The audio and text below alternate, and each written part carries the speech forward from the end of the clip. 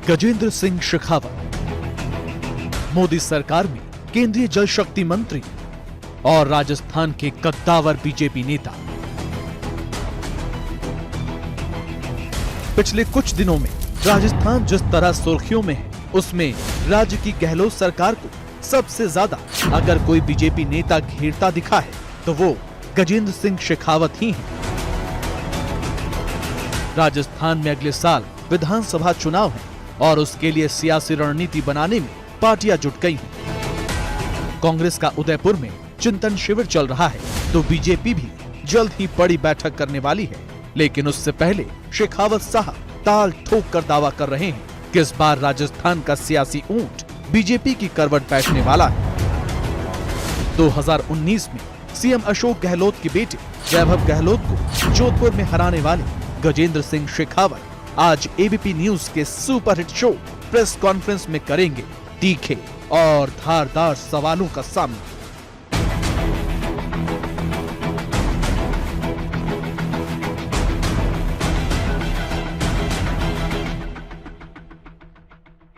नमस्कार, press conference के इस साप्ताहिक शो में आपका एक बार फिर से तहे दिल से स्वागत है।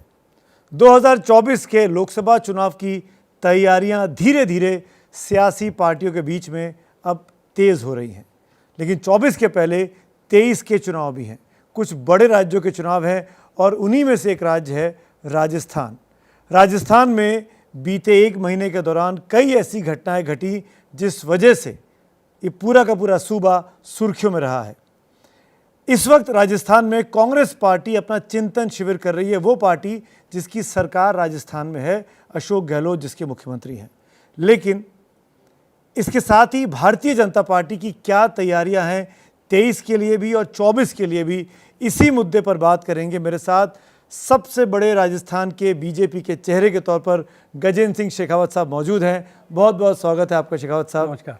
थैंक यू सो मच वक्त निकालने के लिए।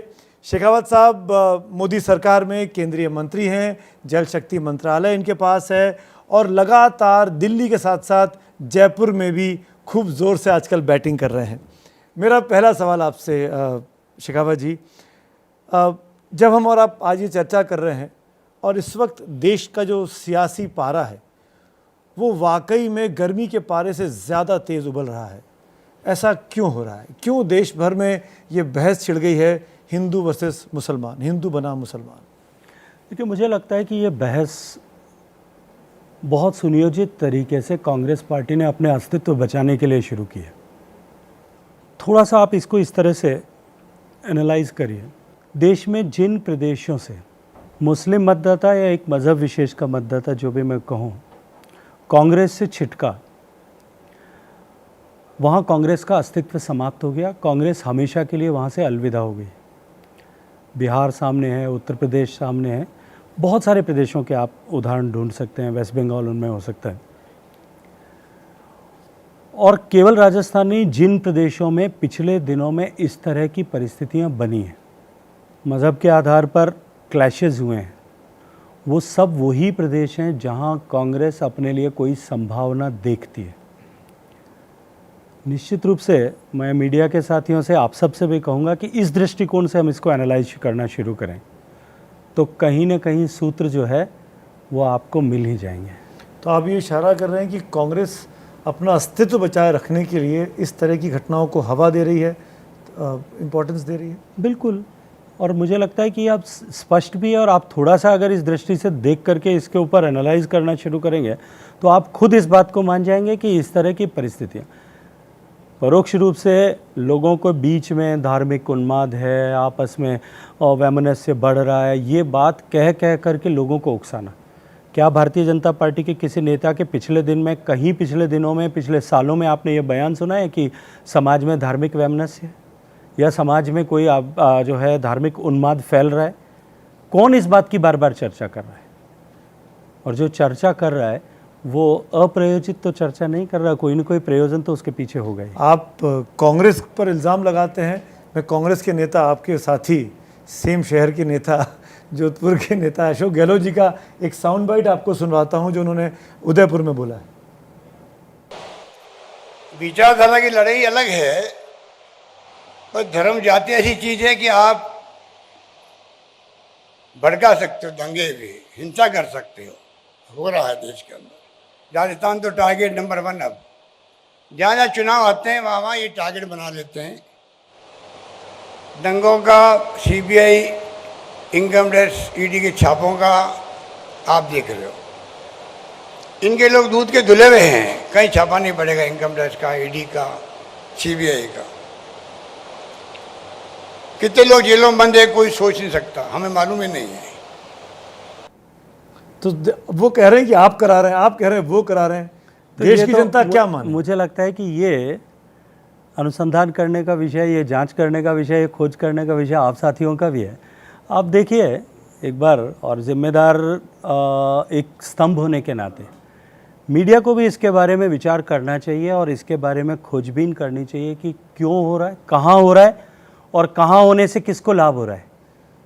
तो ये पर उत्तर आपको मिल ही जाएंगे। शेखावत साहब, आप भी इस बात को मानेंगे कि ऐसे ही सांप्रदायिक दंगे खरगोन में हुए, मध्य प्रदेश में, दिल्ली में हुए, जहांगीरपुरी में, यहाँ तो आपकी सरकारें हैं, आपकी सरकारों के हाथ में पुलिस व्यवस्था है। मैंने ये कहा, मैंने तो ये नहीं कहा कि सरकार कर रही है, मैंने कहा कि जहाँ कांग्रेस पार्टी को कोई संभावना दिखती है केवल वहीं इस तरह की घटनाएं क्यों हो रही है। हो सकता है मेरा आकलन गलत हो, लेकिन मेरा आकलन जो है वो यही है जो, और मैं बिल्कुल निराधार बात नहीं कर रहा हूँ, मैं तो आपसे तर्क सहित इस बात पर चर्चा कर रहा हूँ कि जहाँ कांग्रेस पार्टी को कहीं कोई छोटी मोटी भी संभावना दिखती है वहीं इस तरह की घटनाएं क्यों हो रही है। जहाँ संभावनाएं समाप्त हो गई हैं, बिहार ऐतिहासिक रूप से कितने भीषण दंगे होते थे, क्या आपने एक भी दंगा दिखाई दिया, सुनाई दिया पिछले वर्षों में?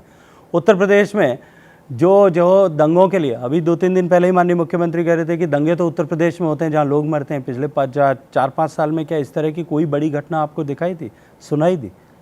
क्योंकि अब वहाँ उनका वजूद समाप्त हो गया है। उन्होंने कुछ छोटी मोटी इस चुनाव से पहले थोड़े बहुत प्रयास किए, लेकिन वो प्रयास भी उनको लगा, उनको समझ आ गया है कि अब वो प्रयास सारे बेमानी हो गए।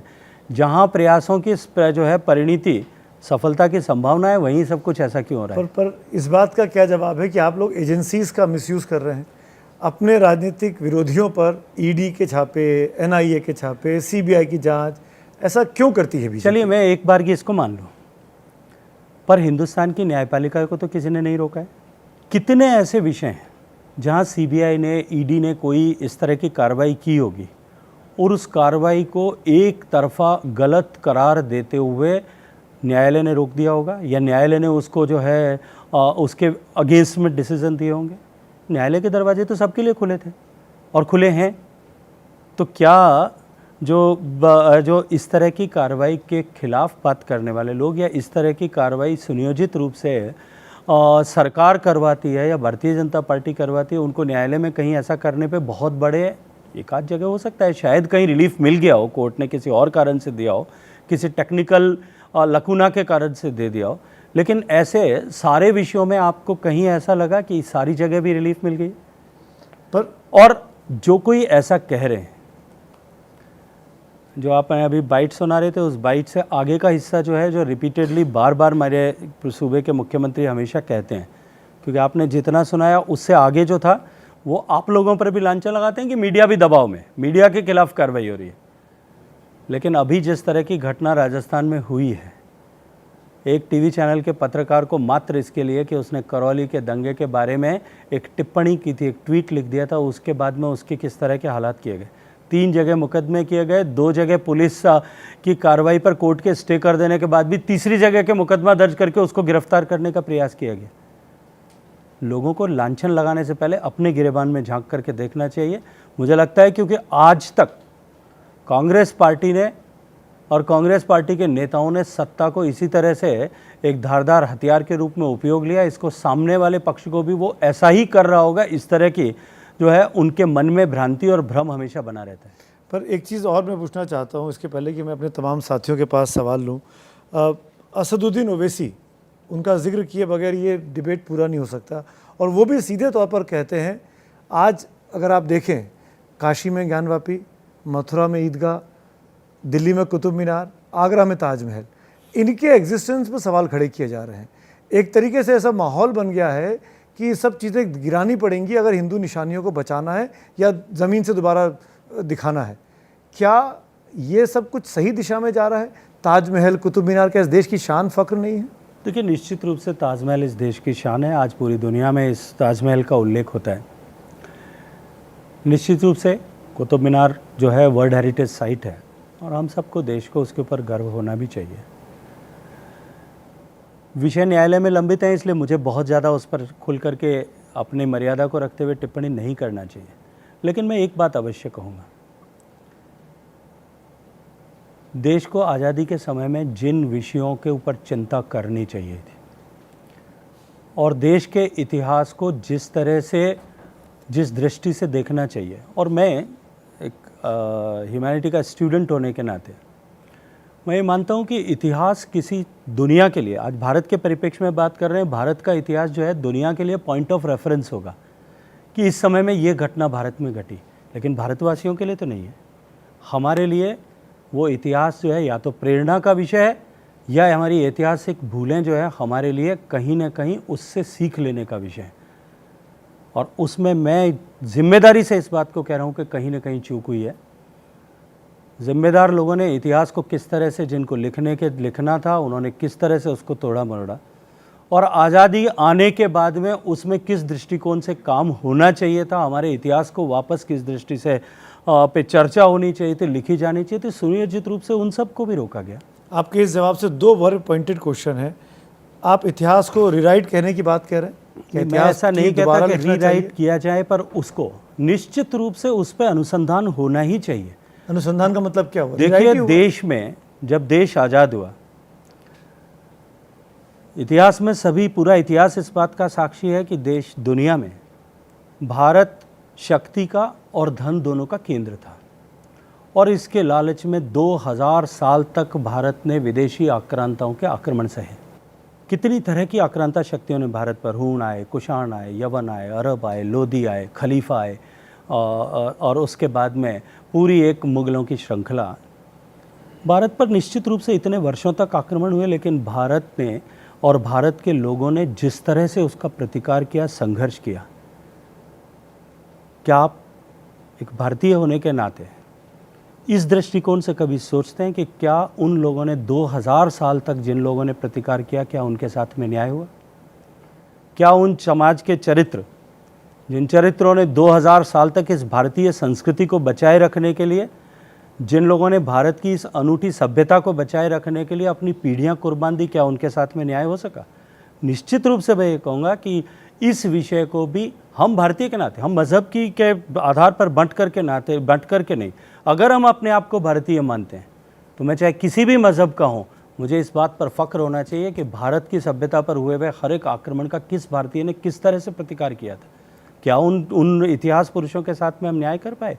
तो निश्चित रूप से समाज में जब इस तरह की जागृति आएगी, कोई भी, किसी एक समाज में नहीं, मलिक मोहम्मद जायज़ी ने क्या लिखा होगा, लेकिन ऐसे बहुत सारे चरित्र ऐसे और भी मिल जाएंगे जिन्होंने किसी जो है मज़हब की सीमाओं से ऊपर उठ करके भी हिंदुस्तान के चरित्रों को, हिंदुस्तान के राष्ट्र नायकों के चरित्रों को उद्घाटित किया होगा। क्या आज नहीं किया जा सकता? तो क्या आप ये कह रहे हैं कि जो भी मुगलों की निशानियां हैं उनके प्रतिकार का वक्त आ गया है, उनको हटाने का, बदलने का, खत्म करने का वक्त आ गया है? मैं ये नहीं कहता, क्योंकि वो निशानियां भी देश की कालांतर में धीरे धीरे धरोहर बनी, लेकिन जो लोग इतिहास के पन्नों में दफन कर दिए गए, चाहे वो मुगलों से युद्ध के समय हो, चाहे हूण कुषाण से युद्ध के समय हो, और चाहे वो हमारी आज़ादी की लड़ाई के समय में भी हो, उंगली पर गिनने के जितने लायक लोगों के नाम ही इस देश की आज़ादी की लड़ाई में क्यों बच गए? आज़ादी की लड़ाई में कितने ऐसे लोग होंगे जिन्होंने ऐसा काम किया जिस पर आने वाली सैकड़ों पीढ़ियां जिनसे प्रेरणा ले सकती थी, क्या उनको नहीं बुला दिया गया? तो निश्चित रूप से आज़ादी के इस अमृत काल में, जब देश 75 साल से 100 साल के बीच के क्वार्टर के ऊपर के दिशा में बढ़ा है, हम 100वां साल जब मनाएं, तब तक देश में उन सारे राष्ट्र नायकों के चरित्र को देश के आने वाली पीढ़ियां प्रेरणा ले सकें, इसके लिए वापस से एक बार देश के सामने उद्घाटित कर सकें। इस हज़ारों साल की सभ्यता के इतिहास को दुनिया के और देश के सामने लाना, मुझे लगता है कि ये इसको मज़हब के आधार पर बांटने कर देखने की जो प्रथा, परंपरा और जो संकुचितता है, उससे बाहर निकलने की आवश्यकता है। तो जो 92 में हुआ वो 22 से लेके अगले 47 मुझे लगता है वो इतिहास नहीं है, वो इतिहास नहीं है कि 92 में जो हुआ, वो तो वर्तमान है। जब उसकी उससे सीखना उसको जब चाहिए। इतिहास लिखा जाएगा, और वो तो अब न्यायालय ने तय कर दिया है, उसको न्यायालय तय कर चुका है, उसके ऊपर न्याय अब टिप्पणी करने के शेष कहाँ रहेगा। मैं इसलिए- सर्वोच्च न्यायालय ने खत्म कर दिया, उस विषय को समाप्त कर दिया। देखिए, भगवान राम हम सब के लिए आस्था का विषय थे, हम सब के लिए आस्था का विषय हैं, और भगवान राम को भी मज़हब के आधार पर बांटने की कोशिश, मुझे लगता है हिंदुस्तान में वो भी जो है बेमानी हो गई है। अब ये विषय समाप्त हो गया है। 1991 का जो एक्ट पार्लियामेंट से पास हुआ, उसको ये कहा जा रहा है कि उसकी अवहेलना हो रही है। आप उसको भूल के बाबरी ज्ञान वापी का मामला ले आए और अदालत से फैसला ले लिया कि उस जगह का सर्वे होना चाहिए, जबकि बाकायदा 91 के एक्ट में कहा गया है कि बाबरी के अलावा 1947 का जो स्टेटस था, जो भी डिस्प्यूटेड साइट्स है, रिलीजियस साइट्स, वो वैसा ही स्टेटस बना रहेगा। देखिए, ये क्यों किया जा रहा है? ये सब देखिए, क्यों हो रहा है? 91 का एक्ट जो भी है, उस एक्ट का कस्टोडियन, और कोई भी एक्ट, देश के किसी भी कानून जो संसद ने बनाया, उसका कस्टोडियन कौन है? पार्लियामेंट, न्यायालय। न्यायालय कस्टोडियन है, पहला कस्टोडियन न्यायालय है, न्यायपालिका है। अगर न्यायपालिका ने यह उपयुक्त माना है, तो मेरी तो ऐसी हिम्मत नहीं है कि मैं न्यायपालिका के किसी डिसीजन पर कि ज्ञानवापी के बंद कमरे खोलने चाहिए, उस पर कोई टिप्पणी करूं और उनके विवेक पर जो मैं कोई प्रश्न चिन्ह खड़ा ओवैसी करूं। बोल रहे हैं कि गलत फैसला है ये, इसके खिलाफ अपील होनी चाहिए सुप्रीम तो कोर्ट। तुरंत करना चाहिए। गई सुप्रीम कोर्ट ने अपील। आज ऑर्डर भी कर दिया उसमें। तो इसके लिए अगर सुप्रीम कोर्ट ने, देश के सर्वोच्च न्यायालय ने कोई मत व्यक्त किया है अपना अभी, मुझे लगता है कि उनके जो है विवेकाधिकार पर और उनके जो है विवेक पर प्रश्न चिन्ह खड़ा करने का अधिकार मुझे नहीं है। अब भारतीय जनता पार्टी की सरकार 8 साल से सत्ता में है, और जो स्टेटस को एक्ट की हम बात कर रहे थे, सुमित जी ने भी वो बात की कि आप लोगों ने सत्ता में रहकर उसमें किसी बदलाव की बात काफ़ी समय से क्यों नहीं किया? अगर आप सही में जो आप इन इमारतों में या जो इतिहास पे कमियां या गलत चीज़ें हो गई हैं, उनको करेक्ट करने के लिए अगर वाकई में आपकी नियत साफ थी तो। मैं आपसे एक प्रश्न पूछना चाहता हूँ अंबर जी, क्या भारतीय जनता पार्टी का कोई संगठन, भारतीय जनता पार्टी की कोई जिला इकाई, प्रदेश इकाई, केंद्रीय इकाई, कोई इन विषयों को लेकर के न्यायालय में गई थी या एप्लीकेशन लगाई थी? देश के 135 करोड़ लोगों को व्यक्तिगत अपनी क्षमता में इस बात का संविधान ने अधिकार दिया है कि उनको यदि कोई चीज़ उपयुक्त या अनुपयुक्त लगती है, वो जाकर के न्यायालय में अपनी बात करें। निर्णय न्यायालय को करना है। किसी व्यक्ति को मन में इस तरह का विषय आया, उन्होंने जाकर के न्यायालय का दरवाज़ा खटखटाया, न्यायालय ने अपना आदेश सुनाया। शेखावत जी, अपना जब ज्ञानवापी, मथुरा, आगरा सबकी बात हो रही है, तो आप ले जाके उसको कह रहे हैं कि कोर्ट में विचाराधीन है। जब 1992 में अयोध्या की घटना हुई थी, तब भी मामला कोर्ट में ही था, और आप भी जानते हैं, आपके संगठन से जुड़े हुए लोग थे। जब कई कानूनों की समीक्षा हो रही है, तो क्यों ना 1999 के प्लेसेज ऑफ वर्शिप एक्ट में आप समीक्षा कर लें, उसको नया कानून ले आए, सारे जो हैं वो कहानी ख़त्म ही हो जाए, मामला साफ हो जाए। मुझे लगता है कि पार्लियामेंट में बहुत सारी अपॉर्चुनिटी सभी तरह के सदस्यों को है। पार्लियामेंट के सब सदस्यों को बहुत सारी अपॉर्चुनिटीज़ हमारा संविधान देता है। साहस दिखाएं, कोई आए लेकर के, फिर उसका निर्णय पार्लियामेंट के सदस्य अपने मन विवेक के आधार पर कर देंगे।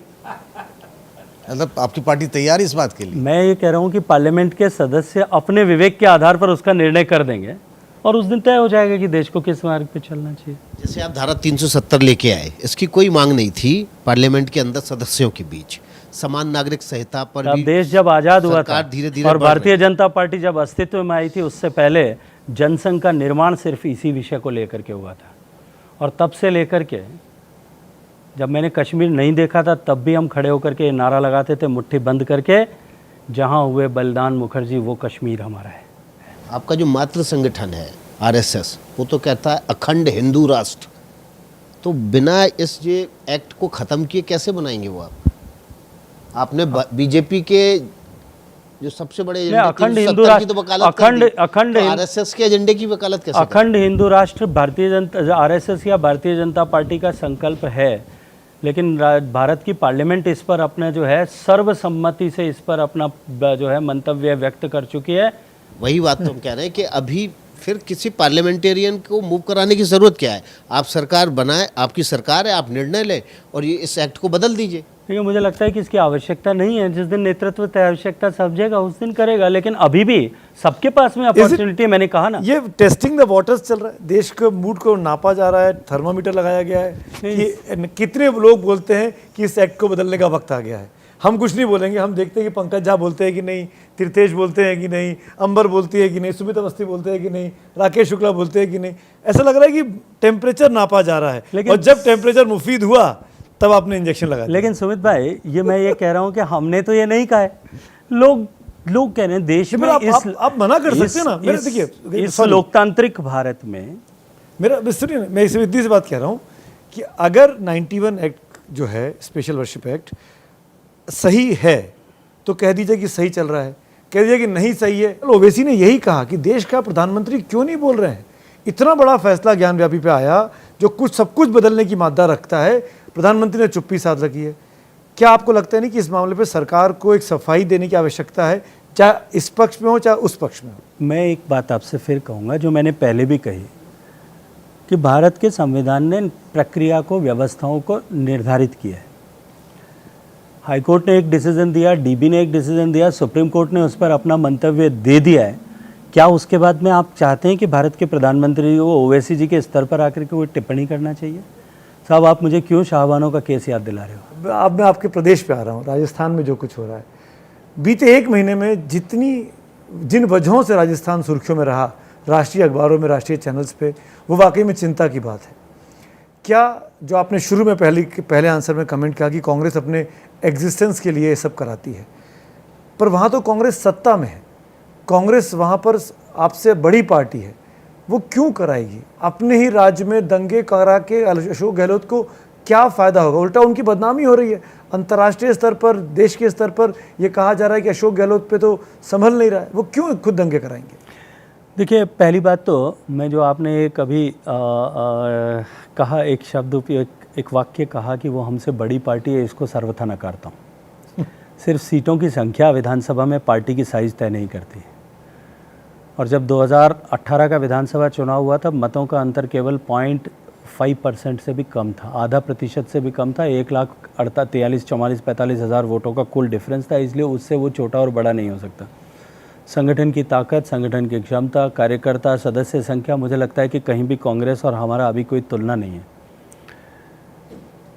आप देश भर का मीडिया चलाते हैं सुमित भाई, आप अच्छी तरह से इस बात को जानते हैं कि अभी वर्तमान में सरकार की, कांग्रेस की और सरकार की क्या हालात है, और जनता उससे किस तरह से आजी जा चुकी है और बदलने की तैयारी कर रही है। शायद सत्ता पर बने रहने के मोह में भी तो ये सब कुछ किया जा सकता है। देश के जल संसाधन मंत्री हैं, आप देश भर में जितना एक्टिव है उतना ही आप राजस्थान में भी एक्टिव है। राजस्थान में विधानसभा चुनाव भी आने हैं, क्या आपकी पैनी नज़र वहाँ की मुख्यमंत्री की कुर्सी पर है? देखिए, मुझे लगता है कि मैं जिस वैचारिक पृष्ठभूमि से आता हूँ, मैंने पहले भी एक आध समय पे जब 2018 में राजस्थान में प्रदेश अध्यक्ष बनाए जाने को लेकर के कुछ उहापोह की स्थिति बनी थी, तब भी मैंने एक प्रश्न के उत्तर में ये कहा था, आज फिर दोहरा देता हूँ। मैं जिस वैचारिक पृष्ठभूमि से आता हूँ, वहाँ व्यक्ति, कार्यकर्ता किस संगठन में जाकर के काम करेगा उसका निर्णय वो खुद नहीं करता। मैं छात्र राजनीति से आता हूँ। विश्वविद्यालय छात्र संघ का अध्यक्ष चुना गया था 92-93 में। अमूमन छात्र राजनीति और विश्वविद्यालय छात्र संघ में अध्यक्ष या पदाधिकारी चुने गए लोग प्रत्यक्ष राजनीति में आते हैं, अपनी यूथ विंग्स के माध्यम से, अलग अलग पार्टी अपनी पृष्ठभूमि के आधार पर। कोई सीधे राजनीति में आता है, कोई यूथ विंग में पार्टी की पॉलिटिकल एक्टिविटीज़ के माध्यम से आता है। मेरे पास में तमाम अपॉर्चुनिटीज़ थी, लेकिन मेरे विचार परिवार के लोगों ने, मेरे मेंटर्स ने यह तय किया कि मुझे सीमा पर काम करना चाहिए। मैंने 22 साल तक देश की सीमा पर काम किया है। जिस दिन मेरे मेंटर्स ने यह तय किया कि मुझे अभी राजनीति में आकर के काम करना चाहिए, मैं कर रहा हूँ। तो शेखावत जी, राजस्थान में गजेंद्र सिंह शेखावत बड़े नेता हैं या वसुंधरा राजे सिंधिया बड़े नेता हैं? निश्चित रूप से वसुंधरा राजे। आप उनके 25 साल से वो राजस्थान की भारतीय जनता पार्टी की जो नेता हैं, 2 बार मुख्यमंत्री रही हैं, 2 बार प्रदेश अध्यक्ष रही हैं, 2 बार केंद्र सरकार में मंत्री रही हैं, और निर्विवाद रूप से राजस्थान में एक छत्र उन्होंने राजस्थान की भारतीय जनता पार्टी को लीड किया है। तो मैं तो ऐसा कभी नहीं कहूँगा कि वसुंधरा राजे बड़ी नेता हैं, नहीं है। तो चुनाव निश्चित रूप से मेरी बड़ी नेता अगुवाई में लड़ा जाए। देखिए, ये तय करना पार्लियामेंट्री बोर्ड का काम है, ये तय करना नेतृत्व का काम है, और अब तो मुझे लगता है इस प्रश्न पे विराम लग गया है। भारतीय जनता पार्टी के राष्ट्रीय अध्यक्ष ने हमारे नेता आदरणीय अमित शाह जी ने, सब ने ये कहा है कि हम चुनाव माननीय मोदी जी के चेहरे पर राजस्थान में सब लोग मिलकर के लड़ेंगे। अभी इस बात का प्रश्न है और मुझे लगता है इसकी चर्चा ही अब तो बेमानी हो चुकी है। जब एक बार और उसके बाद में भी पार्लियामेंट्री बोर्ड सुप्रीम अथॉरिटी है, वो अगर कहेगा कि हमको अमुक व्यक्ति के नेतृत्व में चुनाव लड़ना है, आंख मीच करके पूरी ताकत के साथ में उस व्यक्ति को, चाहे वो कोई भी हो, उसको मुख्यमंत्री बनाने के लिए सबसे ऊंचा झंडा लेकर के सबसे ज़्यादा मेहनत करने के लिए सबसे आगे मैं खड़ा हूँ। संगीता जोधपुर जी की जनता क्या फिर से भाग्यशाली होगी इस बार कि उसको जोधपुर से ही नया मुख्यमंत्री मिले? देखिए, ये तो भविष्य के गर्भ में है और मैंने जैसे कहा कि इस दृष्टिकोण से सोचने की भी अभी समय नहीं है। लेकिन जोधपुर की जनता और राजस्थान की जनता भाग्यशाली होगी कि अभी जो वर्तमान में जोधपुर के मुख्यमंत्री हैं उससे मुक्ति मिले। तो जब राजस्थान में कांग्रेस का संकट था तो उस दौरान बड़ी चर्चा थी कि सचिन पायलट बीजेपी में आ रहे हैं और इसका सूत्रधार आपको बताया जा रहा था कि आप कोशिश कर रहे हैं। दूसरी चीज़, उसी दौरान एक ऑडियो भी सामने आया और ये आरोप लगा कि आप सरकार गिराने की कोशिश कर रहे हैं। तो क्या वाकई आप किसी भी तरह से वहाँ की सरकार को गिराना चाह रहे थे उस समय? देखिए, सचिन पायलट बीजेपी में आ रहे हैं, ये चर्चा किसने प्रारंभ की? क्या कभी सचिन पायलट ने इस बात के लिए कोई स्टेटमेंट दिया? उस पूरे एपिसोड को अब शायद लगभग 2 साल होने वाले होंगे। आई थिंक इट वाज जुलाई 2020। 2 साल लगभग पूरे होने वाले हैं। पूरे इस 2 साल में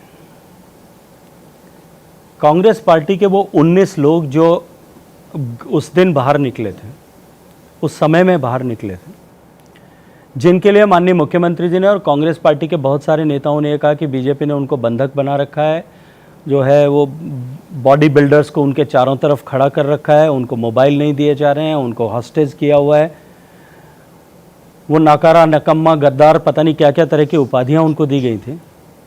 क्या उनमें से किसी एक ने भी वापस आकर के ये कहा कि हमें कहीं जबरन रोका गया था? और उस एपिसोड के समय में ये तथाकथित वॉइस रिकॉर्ड के नाम पर भारत के इतिहास में पहली बार होगा कि एक चुने हुए जनप्रतिनिधि देश की सरकार के कैबिनेट मिनिस्टर के अगेंस्ट सिडेशन का केस दर्ज किया गया, देशद्रोह का मुकदमा।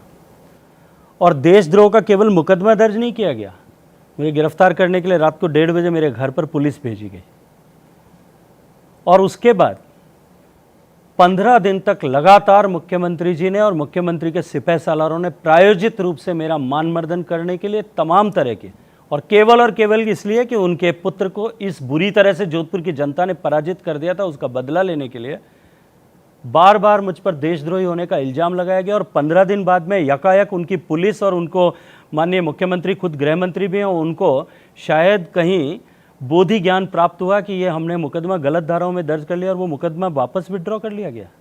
कांग्रेस में अगर इस तरह के हालात, अगर संकट कोई फिर से होता है तो क्या सचिन पायलट के लिए बीजेपी में आने के लिए रास्ता बनाएंगे आप? कोई रास्ता खुला होगा? देखिए, मैं व्यक्ति की जो है परिप्रेक्ष्य से दूर हट करके एक बात कहना चाहता हूँ। देखिए, कोई भी क्षमतावान, ऊर्जावान नेता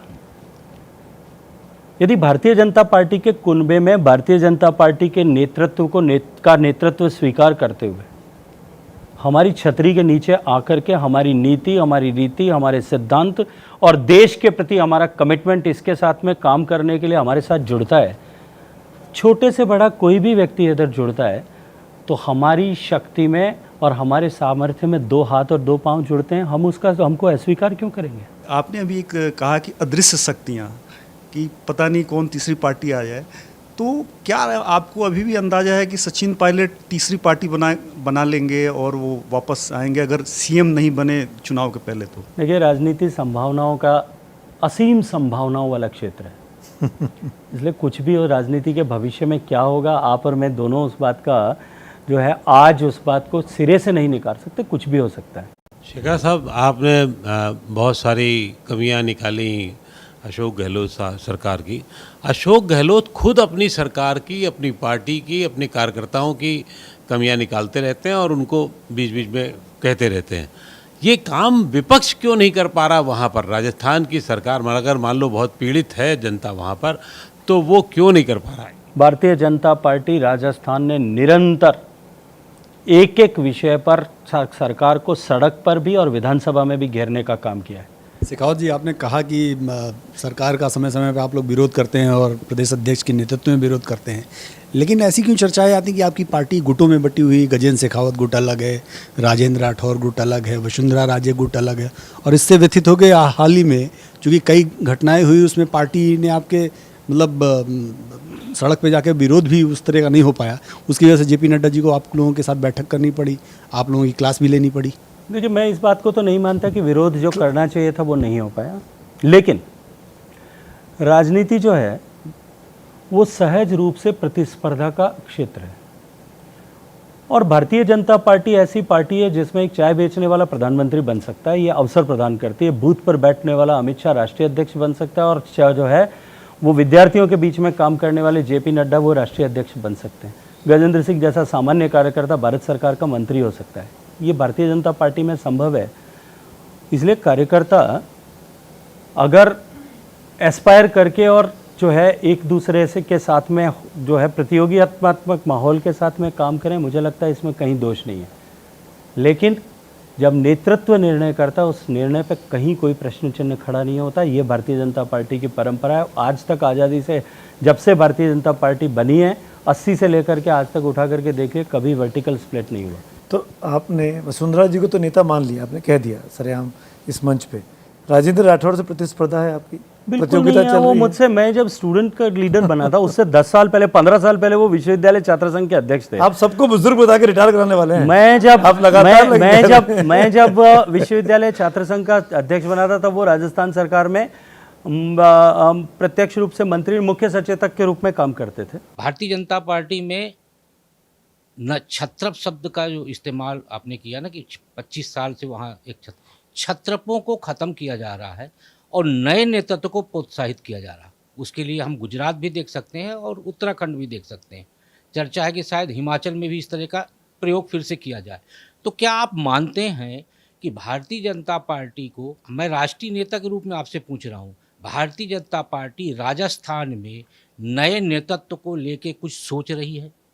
देखिए, भारतीय जनता पार्टी में नेतृत्व के विकास पहले दिन से उसकी एक स्वस्थ परंपरा है, पार्टी में भी, और निरंतर स्थानीय स्तर पर सदस्य भर्ती हो, उसको कार्यकर्ता बनाएं, कार्यकर्ता को नेता बनाएं। उसके लिए हम साल भर, 5 साल, हम केवल पार्टी चुनाव के समय में मशीन के रूप में काम करने वाली पार्टी नहीं है।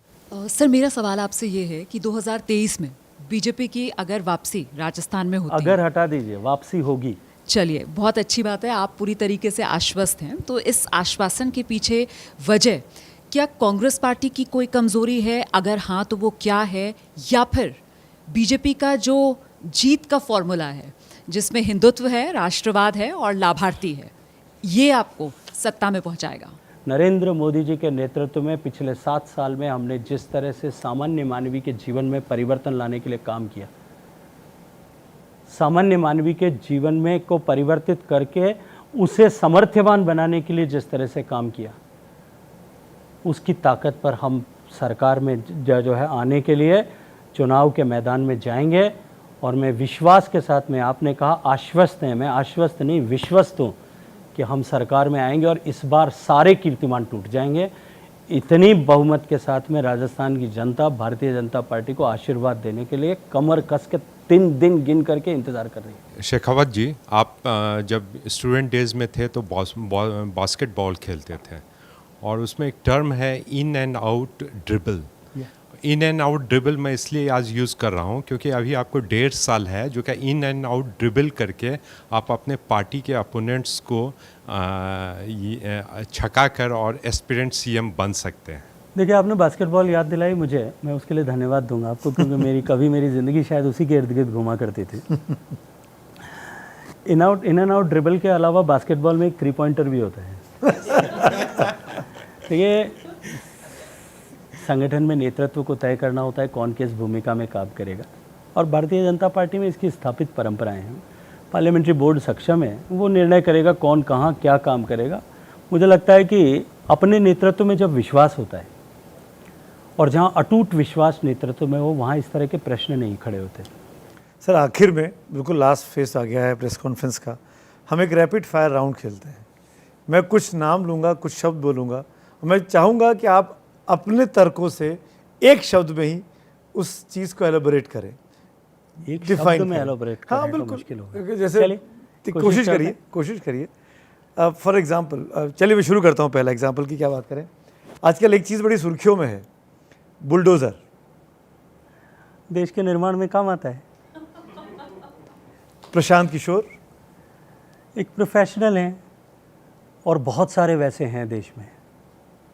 अरविंद केजरीवाल राजनीति में, देश की राजनीति का काला अध्याय है, और जिस तरह से उन्होंने झूठ बोलने की राजनीति और देश में जो है लोगों को गुमराह करके देश में राजनीति की कुर्सी पर आना और उस पर चिपके रहने का प्रयास करना, ये परिभाषा उन्होंने दी है। राहुल गांधी भारतीय जनता पार्टी के लिए तो लकी चार्म है। नरेंद्र मोदी देश का सौभाग्य है। आखिरी सवाल इस पूरे प्रोग्राम का, एक चीज़ चुननी पड़े आपको, दिल्ली में मंत्री, राजस्थान में मुख्यमंत्री, आपकी पसंद। देश की सेवा, जहाँ भी काम करूँगा इसी संकल्प के साथ में करूँगा। जैसा मैंने कहा, चाहे वनवासियों के बीच में जाकर के करूँगा, चाहे किसानों के बीच में जाकर के करूँगा, चाहे दिल्ली में रह कर के करूँगा, चाहे जयपुर में रह कर के करूँगा, अंतिम सांस तक एक ही लक्ष्य के साथ काम करूँगा। शुभकामनाएं हमारी, बहुत बहुत शुभकामनाएं। Thank you so much. तो ये थे गजेंद्र सिंह शेखावत, केंद्रीय मंत्री, जल शक्ति मंत्री। जितना बड़ा मंत्रालय है उतने ही बड़े शानदार तरीके से इस पूरी प्रेस कॉन्फ्रेंस को, इन तमाम दिग्गजों के सवालों को उन्होंने जवाब के साथ, मैं ये मान के चल रहा हूँ कि सेटिस्फाई किया होगा। लेकिन जनता तय करेगी बीजेपी और कांग्रेस के बीच राजस्थान में और देश में क्या होना है। बहुत बहुत शुक्रिया प्रेस कॉन्फ्रेंस देखने के लिए।